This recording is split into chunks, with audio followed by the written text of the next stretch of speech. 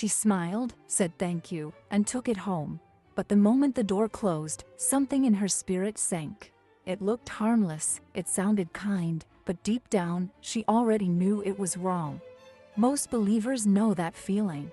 The quiet hesitation, the inner warning, the strange heaviness that shows up before logic can explain it. And this message is about that exact struggle, not just what to accept, but how to stop accepting what feels wrong without living under guilt. The Bible never teaches us to treat every open hand as a blessing. It teaches us to test what we receive, walk in wisdom, and protect what God has placed in our hearts. As it says in 1 Thessalonians chapter 5, verse 21, "Test all things, hold fast what is good." Peace is not a small detail. It is a warning system. How many times have you accepted something just because you did not want to seem rude? How many times have you said yes while your spirit was already saying no? How many gifts, invitations, favors, jobs, or connections have you kept because refusing felt harder than carrying the wrong thing? That is where many believers get trapped. They do not accept things because they are careless. They accept them because they were trained to believe that kindness means compliance, that boundaries are selfish, and that peace with people matters more than peace with God. But that is not wisdom, that is pressure wearing a polite face. People-pleasing is often disguised as kindness. It sounds loving, it sounds mature, it sounds harmless. But sometimes it is only fear in a softer voice. Fear of conflict, fear of rejection, fear of disappointing someone who offered you something you never really wanted. And that fear can be expensive. A gift is not always a gift. Sometimes it is an obligation. Sometimes it is a connection you were never meant to keep. Sometimes it is an emotional hook. Sometimes it is an invitation into confusion. And sometimes it is simply a test of whether you trust the peace of God more than the pressure of people. That is why guilt is not proof that you are wrong. It is often proof that you are breaking an old pattern. If you have spent years saying yes to keep others comfortable, then the first time you say no, guilt will show up like an old habit trying to stay alive. But guilt is not the voice of truth. Discernment is you do not need to accept everything to prove you are loving. You do not need to keep every object to prove you are grateful. You do not need to carry every offer just because it was handed to you with a smile. Not every open hand is a blessing. Before we go any further, if this kind of biblical discernment is helping you, take a moment to subscribe, because this channel exists to help believers think clearly, live wisely, and protect their walk with God. Sometimes what looks generous is only spiritually heavy. A gift from a toxic friendship, a favor from someone who never respected your boundaries, an invitation that unsettles your spirit, a job that pays well but slowly drains your obedience, a message, a playlist, a photo, a connection that keeps pulling your heart back into something God already told you to leave. If your peace keeps leaving the room, that is not nothing. Peace is not weakness. Peace is guidance. Peace does not scream. It warns, it nudges, it withdraws. And when it does, a believer should not call that paranoia. A believer should call that discernment. Spiritual maturity is not saying yes to everything. It is knowing what belongs in your life and what does not. It is receiving good things without becoming trapped by the wrong ones. It is honoring people without letting their hands decide your boundaries. And this is where the pain gets deeper. Sometimes the damage is not instant. It grows quietly. You think you were just being polite, but what you accepted began shaping your environment. You think it was only a small compromise, but that small compromise started making noise in your spirit. You think you were only trying to keep the peace, but the thing you kept began robbing your own. That is why so many people look back and say, "I should have listened." Not because they were foolish, because they knew.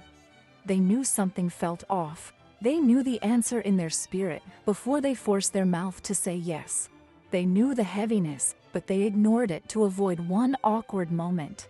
And now they are dealing with the long echo of a short decision. What are you still keeping because refusing it would make you feel guilty? What have you called kindness when it was actually fear? What in your life feels wrong, but you keep it anyway because letting go feels rude? Here is the verdict. The core issue is not that you are ungrateful. The core issue is that you have confused guilt with obedience and politeness with peace. You were taught to tolerate spiritual discomfort so that you could keep social comfort. But some of the things that drain your life did not enter through rebellion.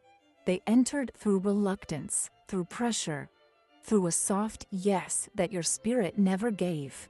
And that is why some no's are holy. Not every no is rebellion. Some no's are worship. Some no's are protection. Some no's are what faith sounds like when it grows boundaries. You do not have to become harsh to become clear. You do not have to become paranoid to become wise. You do not have to explain everything to protect what God is building in you. You can simply say, "Thank you, but I cannot accept this." You can be kind and still say no. You can honor the person and still reject the thing. You can keep your heart soft without keeping your boundaries weak. Discernment does not make you difficult, it makes you free. Some of the cost of saying yes to the wrong thing is paid in peace, not money. At first, it looks small. At first, it seems like nothing more than a gift, a favor, or an invitation. But later, you realize it left a trace in your heart. It changed the atmosphere around you. It made your mind louder and your spirit quieter. That is why this matters so much. Because the issue is not only what enters your hands, the issue is what it does to your inner life after it gets there. What entered as a small compromise can become a source of spiritual noise. It can keep you attached to a place, a pattern, a memory, or a relationship that God was already asking you to leave behind. And the longer you keep it, the harder it can become to separate peace from pressure. You do not have to live that way. The way forward is not drama, it is clarity. You can become someone who listens to peace faster than pressure. Someone who recognizes the inner warning before the outer explanation. Someone who knows that obedience is not always loud. Sometimes obedience sounds like a quiet no. You are not rejecting kindness when you refuse what feels wrong. You are honoring the way God speaks to you. You are protecting your home, your mind, your relationships, and your calling. You are choosing peace over performance. And if this is new for you, that is okay. Learning discernment takes time. It means you will pause more, pray more, and trust your inner witness more. It means you will not accept everything just because it is offered. It means you will begin to ask a better question before every yes. Does this bring peace or does this bring pressure? As Colossians chapter 3 verse 15 says, "Let the peace of God rule in your hearts." Some of the strongest believers are not the ones who say yes the fastest. They are the ones who know when no is holy. You are allowed to pause, you are allowed to pray, you are allowed to say no, and you are not being ungrateful when you do. That old lie says a good Christian must accept everything with a smile. But the truth is deeper than that. A good Christian learns to receive what God sends and release what God never meant to stay. A good Christian does not confuse social pressure with spiritual direction. So if you have been carrying things that feel wrong, this is your reminder. You do not have to keep carrying them just because you already accepted them once. Discernment can still be learned after regret. Boundaries can still be built after compromise. Peace can still be recovered after pressure. You can still choose differently now, and that choice may look simple on the outside, but spiritually it is powerful. It says, "I trust God enough to let go." It says, "I do not need to prove my goodness by keeping what troubles me." It says, "I would rather have peace with God than performance with people." That is freedom.